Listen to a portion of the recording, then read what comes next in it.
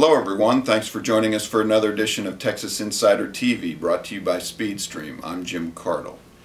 The CSCOPE curriculum program has been an issue for parents across the state for well over a year. Particularly was a discussion point during last year's legislative session. John Griffing with WorldNetDaily was one of the investigative reporters initially responsible for breaking and disclosing some of the background on the CSCOPE curriculum, and we're glad to be able to visit today with WorldNetDaily's John Griffing. John, thanks for joining us. Jim, it's a pleasure. As I mentioned in the intro, this is a subject that has long been and yet remains on parents and legislators and elected officials' minds. It's a point of debate during this election season. Most definitely.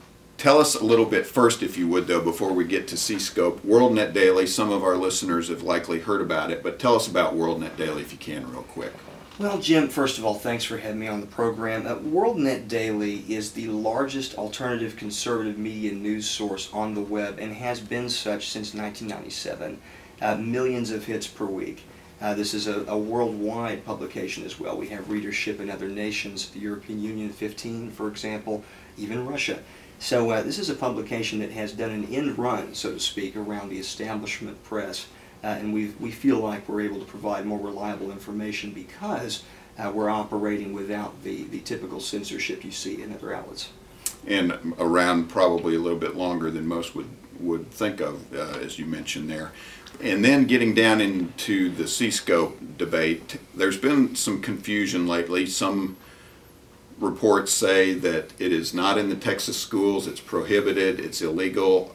Other parents are seeing that it's in fact being used in some of our larger ISDs. Give us your read. What is the status? Is it being used? What's the outlook as it's currently implemented? Well, Jim, I'm glad you asked that question because CSCOPE did not die when its original lesson content was removed from classrooms. That did occur, and we can thank Dan Patrick primarily for those results. But CSCOPE, like many companies that burn their paperwork and go down with the ship, Enron, for example, they're typically reinvented under a new name, they're reorganized in some fashion, and that's the kind of criminal activity we've seen with CSCOPE. We've seen a reinvention, a rebranding, a renaming of this criminal enterprise. The active brainwashing of Texas students has continued under a new name, now TEAC's Resource System. So you're talking about the rebranding. I know initially it was run out of the Texas Service Centers, the regional service centers that are part of the TEA. Then it was moved, I think you're alluding to another organization. Is that what you're talking about? Is the rebranding, or how are they specifically? No, this is a third. Jim, this is a third movement. Okay. The TESCCC was the first messy acronym to claim authority over CSCOPE content and promote and distribute CSCOPE content. You might even say this illegitimate nonprofit, which has now been shut down by Dan Patrick, created CSCOPE. Some of CSCOPE's content, I think, has been sourced from a number of copyright infringed locations, but I digress.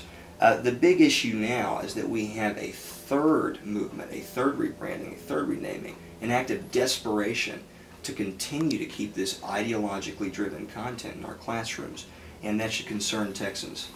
Now you say ideologically driven. A lot of parents were concerned, and this is how some of it came to light. You were responsible for writing that, whereby questions on tests led the student to conclude that American exceptionalism, a key phrase, was not being taught. Are there specific ideological examples, or give us, when you say brainwashing, flesh that out if you could. Sure. And this, a lot of parents don't have time to go back over all this stuff and see what CSCOPE is, so let's do this. We had lessons promoting communism actively, showing a stepladder, an economic system stepladder, where you have communism at the pinnacle, at the top, right? And you have capitalism at the very bottom. And the way these two economic philosophies and paradigms are defined is insulting to American intelligence. You have capitalism defined as inequitable and basically mean. and then you have communism defined as the most equal system and benevolent system in the world. So if Ronald Reagan were living today, for example, to see what was now being taught in Texas classrooms, I think we'd be having a different discussion. And speaking of being taught in Texas schoolrooms, what is the status in terms of elected officials on the stump? We're in the middle of election season. Do you feel like it was the Tea Party? Was it grassroots parents? Was it in fact elected officials? Is it fair to say that anybody gets the credit or the blame, because there's been a lot of discussion or attempted credit to be taken? What's your read on that? Well, I always hate seeing children and schools and our education system, which is such an important issue, be turned into a campaign football gym. Exactly. But when you get right down to brass tacks, some individuals do more than others on certain issues in Austin. And frankly, I must say, having been there, that Senator Dan Patrick has done more than any other and was first to do more to alleviate and address this horrific contagion that's plaguing our schools. So if we're going to be honest, intellectually honest, and look at dates and what was done and how it was done, Dan Patrick is the only candidate remaining in this race that can legitimately claim to have at least done something to solve the CSCOPE crisis. And you're with WorldNetDaily, an alternative media source, very credible. How about the Tea Party or grassroots? Certainly they came forward with examples. What's your opinion of their input? Played a huge role. Much of what we know of these lessons, these the inadequate science lessons, even math. I mean, we're not just talking about civics and history. Has come from the Tea Party. Has come from specific Tea Party activists, and we owe a great debt. All of us in media, in any respect, owe a great debt to these individuals for a lot of this information. That being said, much of what has now happened in the campaign seasons, you've had certain candidates co-opt those individuals in that movement and attempt to make them feel special, in a sense that they're now taking advantage of what is really a fight for the minds of our kids and making it a political tool. And I find that offensive as a Texan. As you say, it's been inserted, certainly, and a lot of folks are playing political football with it. But a good point you raise is citizen journalism and alternative modes, which I think will encourage a lot of folks on this issue and others. Folks, I want to thank you for joining us. Again, we're visiting with WorldNetDaily's John Griffing, investigative reporter. John, if I could, a final question here before we wrap up.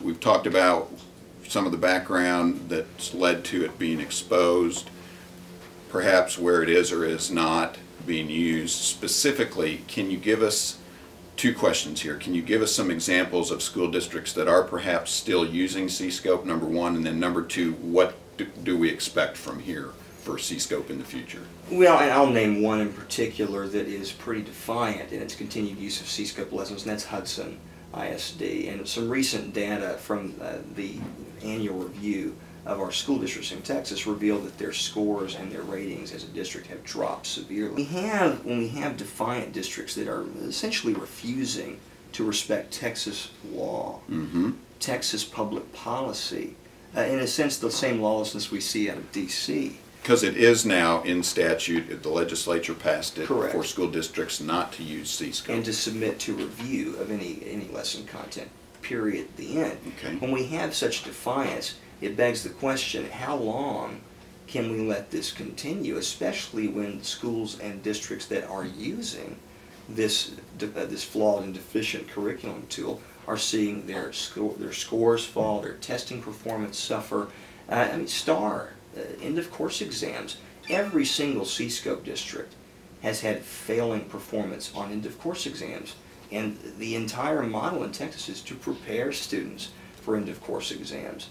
So when we're handicapping our students and our teachers with something that's flawed, we just need to replace it. We need to get it out of classrooms. We need to do what works. And CSCOPE isn't working under any name. So for the next steps in terms of prohibiting its use or continuing to implement law that's been passed, is there an outlook? Is there steps that you're aware of that is being executed for us to see around the state? Well, executed, perhaps not, but desired, yes. And specifically, I refer to the abolition and defunding of the education service centers. These are dinosaurs. These are ailing, inefficient organizations that are nothing but a leech on taxpayers.